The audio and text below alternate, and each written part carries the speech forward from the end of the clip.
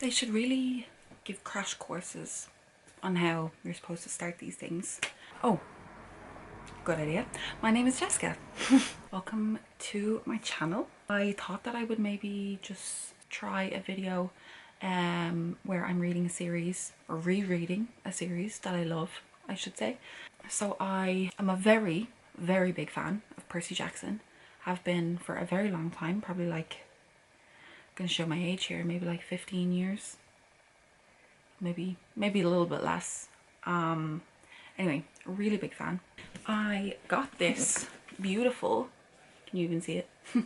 Special edition of Percy Jackson and the Lightning Thief. Oh, my battery's flashing, 1 second. First clip and my battery already dies. Anyway, we're plugged in, so we should be okay. So I got this in February and I just thought it was so stunning that it deserved a read. And you know, the show on Disney Plus had just finished and I was like, I miss this world already. So I was like, okay, I'll read this. I thought that that was going to be the end. And then at the start of this month, I was craving some more. So I started a reread of Sea of Monsters. And then I was like, okay, that's enough. And then I saw a TikTok about Titan's Curse and something that... Okay, so this is where we are going to discover that I am not going to be good at this, because my camera battery just died. I haven't even filmed. I filmed two clips and my battery died. And then I just filmed a 3-minute clip on my phone and it was in slow-mo the whole time. Great. So just prepare for some quality content because I'm just going to be so good at this.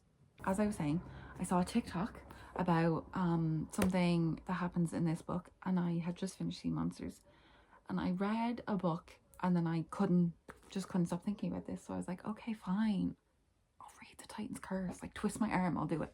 So I am currently 100 pages into this. This one begins with Annabeth, Percy, Grover and Talia going to find 2 half-bloods and bring them back to camp. And then as they're doing that, a manticore naturally ship turns up and chaos ensues, and Annabeth is currently missing. Artemis and her hunters turn up and Artemis goes off and the hunters go back to camp half-blood with Percy and Talia and Grover, and then we find out that Artemis is missing. So then an oracle comes through and the hunters have just found out that they have to go on this trial with some campers to find Artemis. And Percy has just found out that they're hoping along the way that they can find Annabeth. And Percy has just found out that he isn't going. He wants to go on the trial. The hunters will not travel with the boy, so he is being left at Camp Half-Blood. That's where I'm at as of right now. And, you know, it's just so good. Okay, this book came out in 2007. The first book in 2005. And they really do just stand the test of time. Like, they are quality writing, quality characters. They're just so good. And I really have lost count at this point on how many times that I've read these books. Particularly the original series, the original 5. I've read these ones so many times. And they just really, really do still stand as some of the best fantasy writing. Like, these were what sparked my love of Greek mythology, and I have these books to thank. Give me a while to find more describing words other than, you know, I love them. They're so good. But yes, okay. So welcome to my video, welcome to my channel, and come along with me as I reread the Percy Jackson books.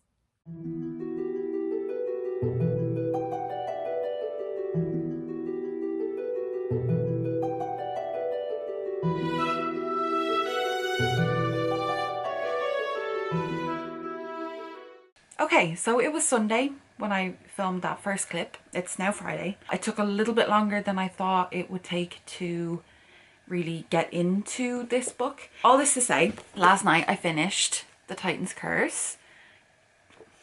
This book is so good. Okay, I just need to talk about this because I need to get this out of the way. I adore Percy and Annabeth. I think they're my first ever ship. They're literally... Can you even see? They're literally my lock screen. The crumbs that we get for Percy and Annabeth in this book are so good.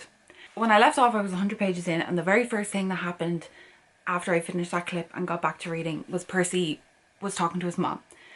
And he's trying to tell her, you know, stuff that happened because she knew something was wrong. And it literally goes, she always knew when something was wrong. I told her about Annabeth, the other stuff too, but mostly it boiled down to Annabeth. This boy is so scared for his friend. Sorry, okay, I'm like freaking out about this. Aries comes along and he's there with a limo, and he tells Percy to get in the car. He gets inside, there's this beautiful woman, and he's talking about how beautiful she is, and he says, pick the most beautiful actress you can think of. The goddess was 10 times more beautiful than that. Pick your favorite hair color, eye color, whatever. The goddess had that. When she smiled at me just for a moment, she looked a little bit like Annabeth. Then like this television actress I used to have a crush on in 5th grade. Then, well, you get the idea. It ends up being Aphrodite. And like, she's supposed to look like what you think the most beautiful person looks like. And she looks like Annabeth. I can't. Okay, anyway. Stop fangirling about Percy and Annabeth for a minute. I really like the storyline of this book. The way that it incorporates... I mean, I feel like everybody and their mother has probably read these books, so can I talk about spoilers? I think I'm going to. The way that they incorporate Atlas into this book is so clever. He's just known as the general until like pretty much the end of this book. It's just so clever. There's a scene that quintessentially sums up the Percy Jackson series. The whole time they're on the quest, everybody's button heads. Percy wants to do one thing, Zoe wants to do a completely different thing, Thalia, different thing. Everybody's butting heads until the final fight, when it really matters, and they're all fighting Atlas. You know, Luke is there trying to get Thalia to come on his side, and Percy looks at Annabeth, who is being held captive, and she nods. And then Percy goes, I looked at Thalia and Zoe and I decided it wouldn't be the worst thing in the world to die fighting with friends like this.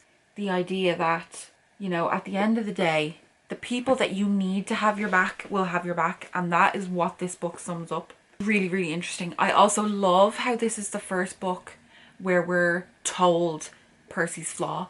Fatal flaw. You know, we can see it the whole time, but this really, really sums up, you know, that he would let himself or let the world burn to save his friends. He took the weight of the sky. I know Annabeth did too, but he took the weight of the sky to get Artemis free to defeat Atlas, or trick Atlas back into holding the sky. But it's also really funny that he doesn't see that. He's like, no, that's not my fatal flaw. I don't know what you're talking about. It's like, Percy, we've had 3 books so far, and that is everything you have done is putting yourself in danger to save others. And honestly, we admire it. It introduces my favourite, if not, okay, one of my favourite characters. I feel like one of everybody's favourite characters, Nico D'Angelo. But he's just a little baby boy in this one. And obviously the story is just so sad. But it's really interesting because to see, you know, where he came from and what happens in this book. I'm definitely not going to say that spoiler, but what happens in this book that leads to the rest of Nico's storyline, I love, because he definitely is one of my favourite characters. So that's my little clip for Titan's Curse. And now on to Battle of the Labyrinth. I don't know if I'm going to start it straight away, but I mean, it'll be like a second for you because I'll just cut to the next clip of me talking about it. I also just want to say, I woke up this morning to the director of Percy Jackson, obviously the TV show. They're filming season 2 at the moment, and I woke up this morning to him sharing this picture. I hope I don't get copyrighted for sharing this, but I just had to. And I'm so excited because it means that they're filming the chariot race. And I just can't wait because it's one of the best scenes in Sea of Monsters. Talking about a TV show that's for children. Well, you know, but I don't care because I'm so excited. Okay, anyway, on to the Battle of the Labyrinth. I'll chat to you soon.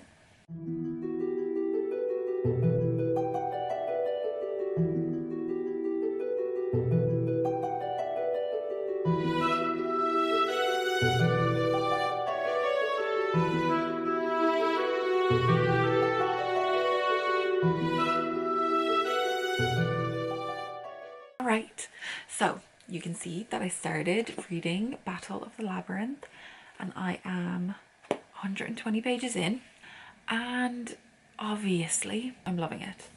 What I love about this book is it gets straight into what's going on. We've had 3 books building up to the story and the crescendo that's going to happen obviously in this book and then in the last book. I just really like that this book gets straight into it.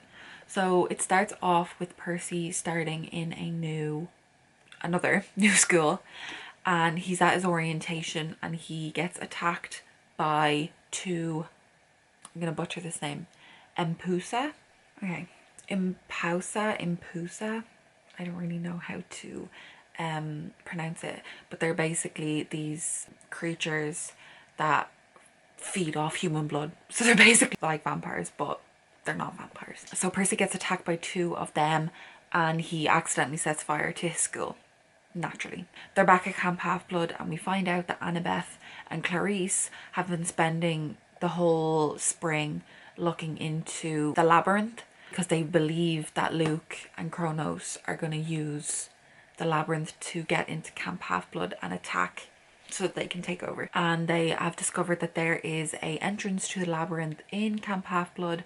They've all gone out on a quest to find Daedalus to get his help to figure out the labyrinth, basically.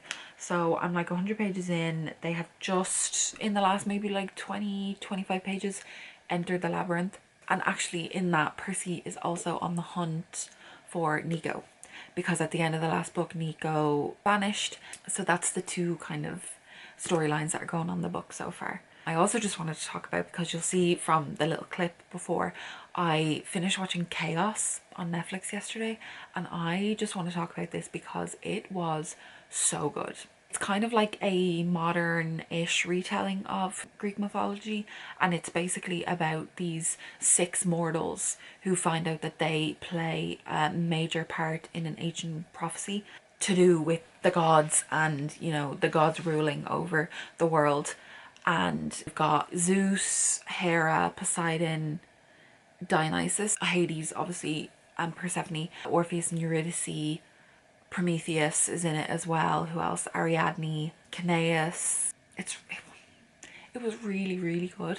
And it's just really funny that I literally started reading this book the day after I finished watching that, because the labyrinth and Daedalus and that whole story plays a massive part in Kaos, and I just thought it was funny that it's also playing a massive part in this. But yes, I just wanted to say that I highly recommend everybody, if you love Greek mythology, and honestly even if you don't, because it explains, I would go watch Kaos on Netflix because it was great. It was such an interesting take on the storyline, and you know, obviously they kind of switched around the storylines like a little bit to kind of change up the narrative to fit the story that they were trying to tell, and the way that they did it was so interesting. And I also just want to say the guy who plays Orpheus is Irish. So shout out to Killian Scott, because he was fantastic in it. He showed the like desperateness and like heartbreak of Orpheus really well. And I think the Irish are doing pretty well, because he's the second Irish guy to play Orpheus this year, because we had Donald Finn in Hadestown on the West End. I mean, this week so far is just filled with all the Greek mythology. Okay, so I'm going to keep reading this.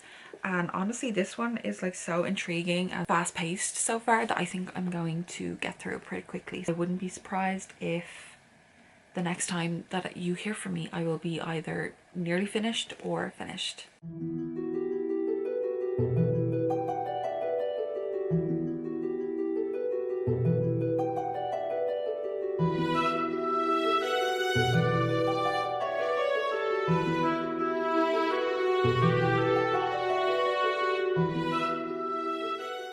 So I'm back, and as promised, I have finished the Battle of the Labyrinth, and I loved this one. Okay, this series as a whole is like a 5-star book series, obviously, but each individual one, this one probably isn't my favorite.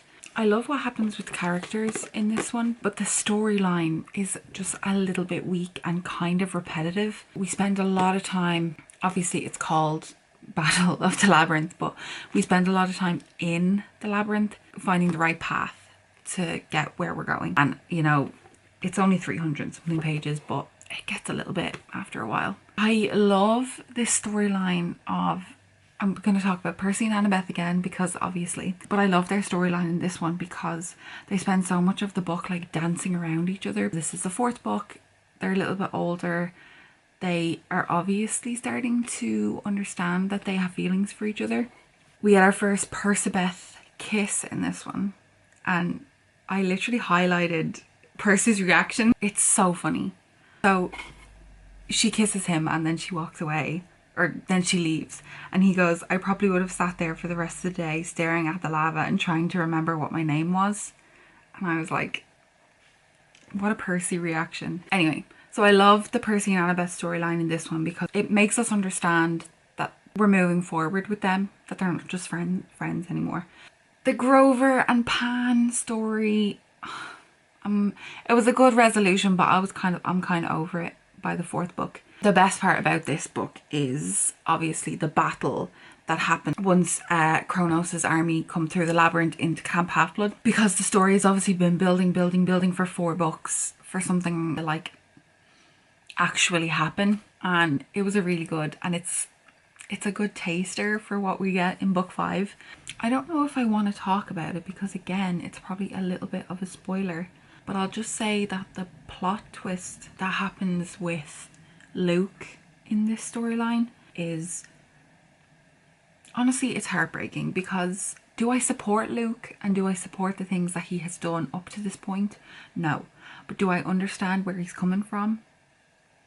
Kind of, a little bit. So it is heartbreaking to see how the actions that he has had in books 1 to 3 have led him to the point that he is in book 4, and the plot twist towards the end. It's heartbreaking, and to see Annabeth's reaction to that is honestly more heartbreaking because she didn't, you know, she tries to see the best in people, and time and time again Luke gave her reasons to give up on him and she just wouldn't. So for her to now see where that has led him to was really sad. The redemption of Nico in this storyline is really good, because obviously at the end of the last book he vanished. We didn't know where he was. If you've read the book before, you obviously know that he has reasons to not be Percy's best friend right now. The story in this book gives him room to understand who he is, while also bringing him back to the Nico that we meet at the beginning of the Titan's Curse, and that we kind of get to have for the rest of the series. As one of my favorite characters, I really appreciate that, and I don't like reading about when Nico is not friends with everybody, because although I understand he's dealing with grief and he's dealing with being thrown headfirst into this world as like what, an 11-year-old, I much prefer when it's the Nico that we've grown to know and to love. Obviously loved it. Not my favourite. Not my favourite entire book. I do think it gets quite slow in the middle, but the beginning parts throughout, and then obviously the last like 100 pages or 50-ish, 50, 60 pages are great. And I can't wait to get on to The Last Olympian, because that book is fantastic. The 7th Percy Jackson, Wrath of the Triple Goddess, is out in a few weeks, and I don't know if I want to get it and wait to reread number 6, or do I just stop at number 5 and then go on to number 7, because obviously I read number 6 like relatively recently, and by that I mean last year when it came out. But do I finish 5 and go straight on to 6, or do I finish 5 and then go on to the Heroes of Olympus and then 6 and 7? These are the dilemmas that go on in my brain. But anyway, as of right now, it is on to book 5, The Last Olympian, and then this vlog will be done.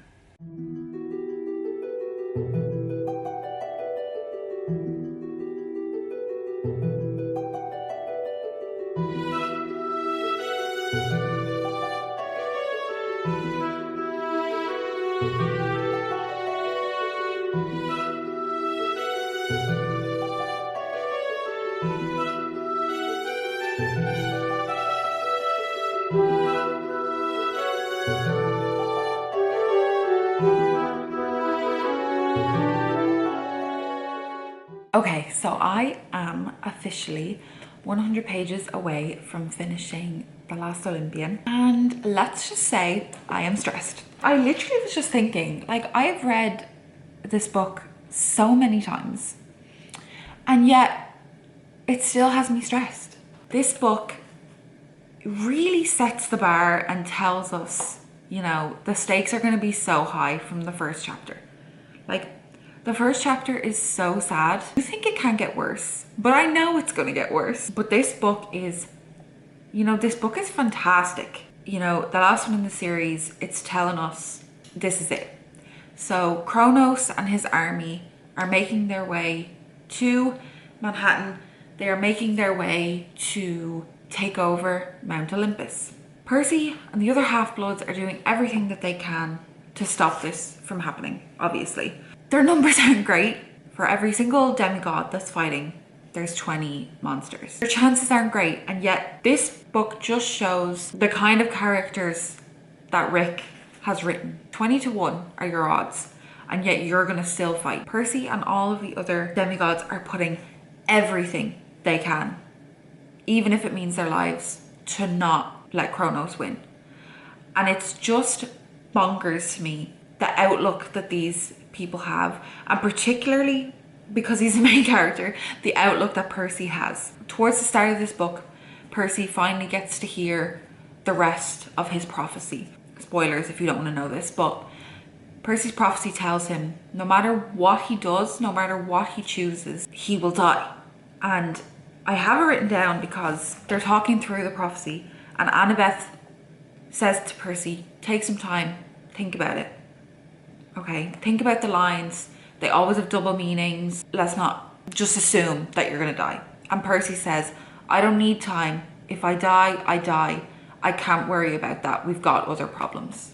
The war is happening. He's probably gonna die in this war, but he's gonna fight until his last moment to save his friends, to save the people around him. I think Percy in this book in particular, as a main character, is just so admirable, because the amount of times that they've said, you can't do that on your own.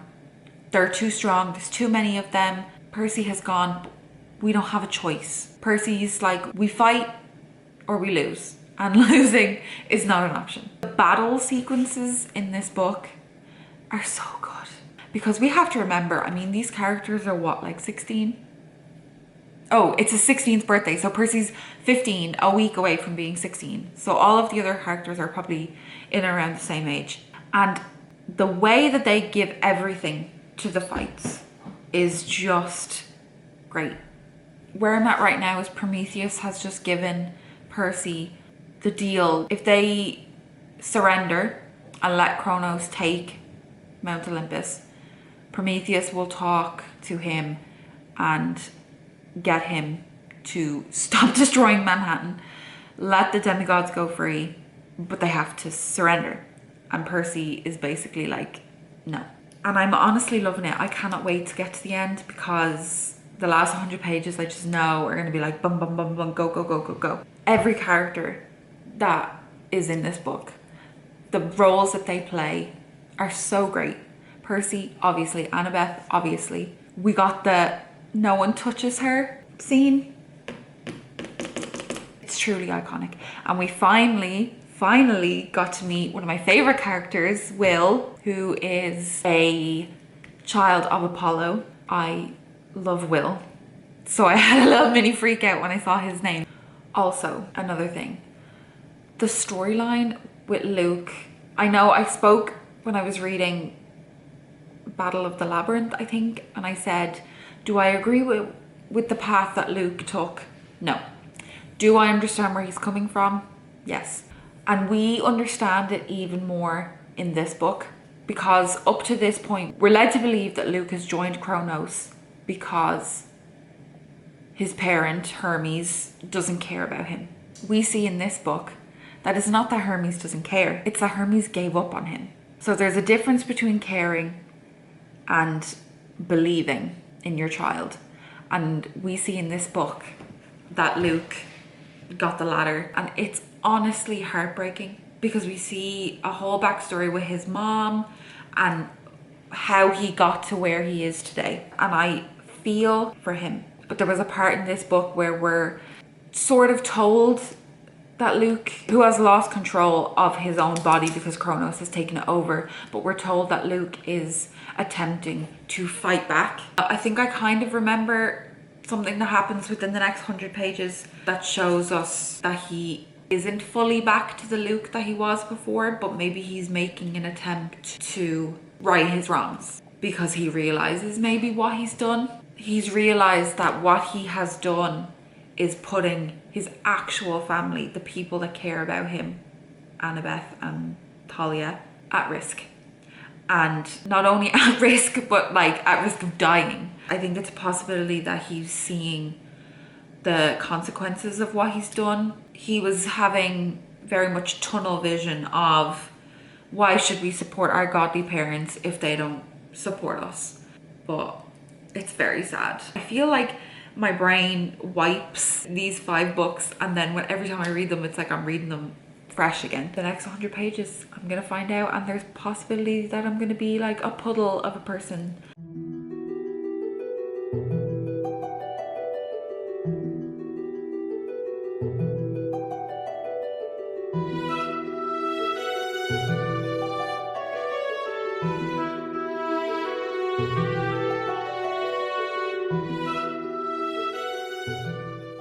I'm finally here with the last clip of the vlog. I'm happy to say that I have finished The Last Olympian. The series is read. I have them all here.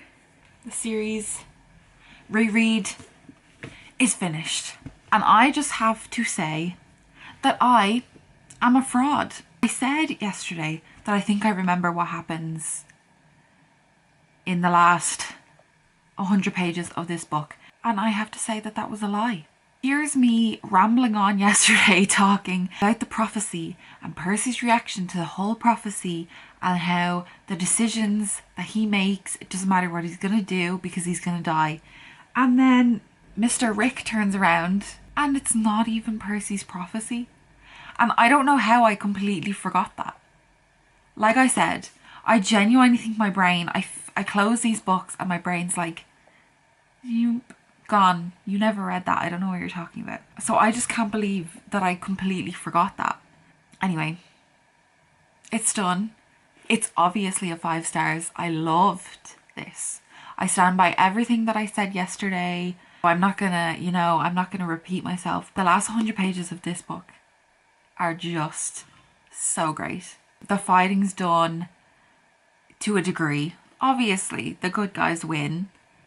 I mean, the good guys are not gonna not win, but it's really interesting how the war ends. And I completely forgot that is how they defeat Kronos. I'm not gonna say because obviously it's spoilers. I've read it I don't know how many times and it still made me tear up.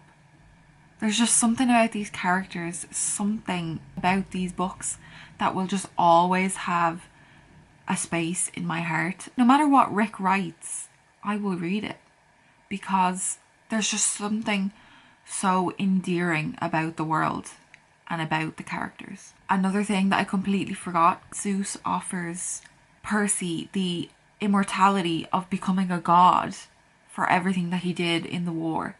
And Percy says no. I mean, I love why he said no and the reasons why he says no, but I'm also like, God. Anyway, different ratings throughout, but obviously 6 stars, 7 stars, 10-star series. I love them. But I think rating wise, I think it's gonna have to go The Last Olympian, followed by The Lightning Thief, followed by Titan's Curse, Battle of the Labyrinth, The Sea of Monsters. It makes it look like I hate Sea of Monsters. I don't.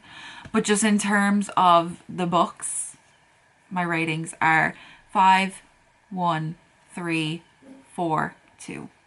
And I think that's okay. So that's the end. Thank you so much for watching this vlog. I hope you enjoyed. I hope you could bear my rants about my love for this series and Greek mythology in general. And I'll see you in my next video. Bye.